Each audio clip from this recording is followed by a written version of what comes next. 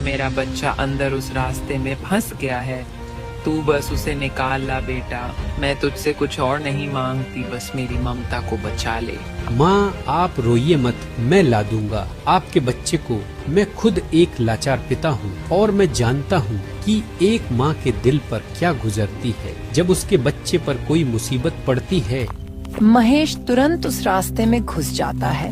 वहाँ अंधेरा था, लेकिन वह किसी तरह अंदर बढ़ता जाता है।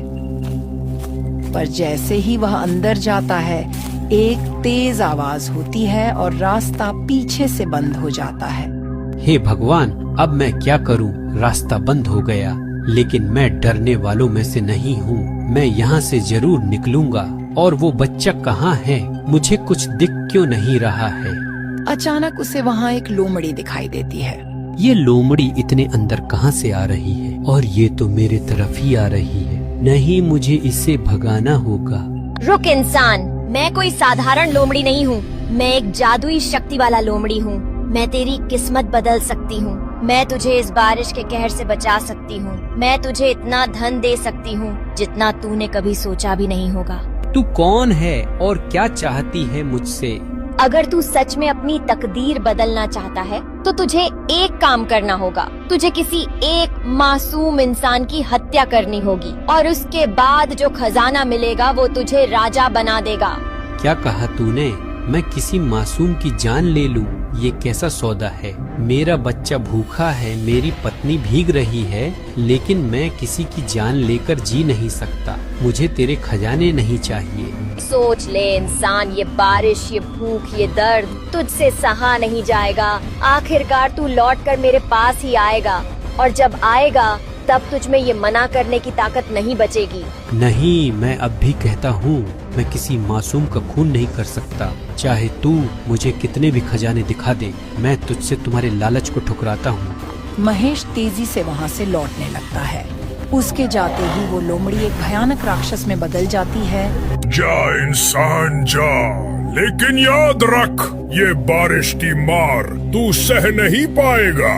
तू भूखा रहेगा, तू तड़पेगा, तू चीखेगा, और जब तेरे सब दरवाजे बंद हो जाएंगे तब तू लौटकर मेरे पास आएगा, और तब मैं तुझसे वो करवाऊंगा जो तू आज ठुकरा रहा है। महेश वहाँ से वापस आता है।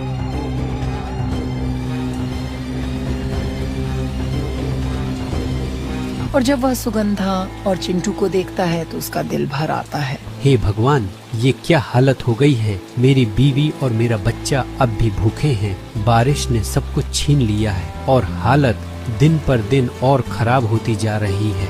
चिंटू कांपता हुआ सुगंधा की गोद में पड़ा होता है। उसकी आंखें नींद और कमजोरी से बंद होती जा रही थीं। क्या हुआ जी? कुछ मिला क्या? कोई रास्ता निकला कि नहीं? क्या कोई मदद को तैयार हुआ कि आप खाली हाथ ही आए हैं? नहीं सुगंधा, आज भी कुछ नहीं मिला। कोई सुनने को तैयार ही नहीं है, लेकिन मैं हार नहीं मानूंगा। मैं कल फिर जाऊंगा।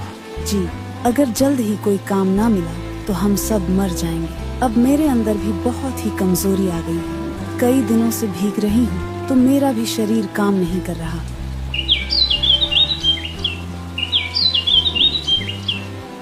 अगले दिन तेज बारिश में महेश फिर काम की तलाश में निकलता है।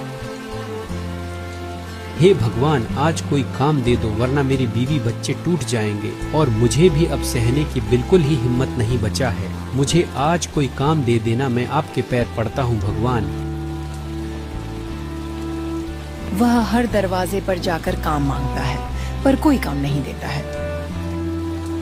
चाचा, कोई छोटा मोटा काम हो तो दे दो। बस 2 वक्त की रोटी मिल जाए तो हम आज की रात जी सकते हैं। लोग उसे भगा देते हैं, कोई दरवाजा नहीं खोलता तो कोई सुनता ही नहीं। महेश थक हार कर एक पेड़ के नीचे बैठ जाता है। आंखों से आंसू बहने लगते हैं।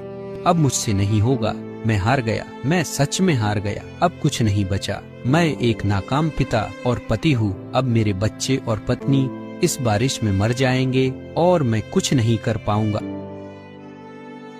तभी सामने वही जादुई लोमड़ी फिर से प्रकट होती है।